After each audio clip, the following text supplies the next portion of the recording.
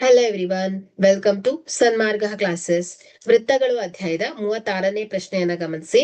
ಚಿತ್ರದಲ್ಲಿ ಕೋನ A B C 69 degree, ಕೋನ ಎ ಸಿ ಬಿ 31 ಡಿಗ್ರಿ ಆದರೆ ಕೋನ ಬಿ ಡಿ ಸಿ ಅನ್ನ ಫೈಂಡ್ ಔಟ್ ಮಾಡ್ಬೇಕು.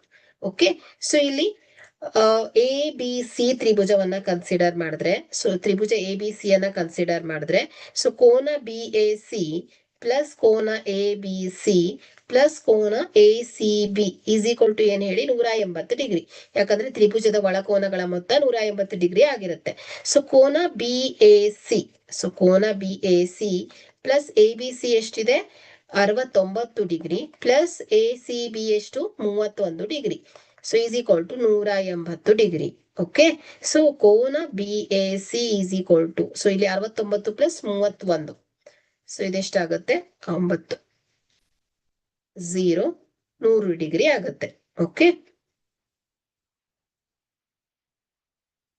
So 100 degree is equal to 180 degree. So ಕೋನ B A C is equal to ಎಷ್ಟಾಗುತ್ತೆ ಹೇಳಿ 180 degree minus 100 degree. So is equal to 80 degree ಬಂದಿದೆ.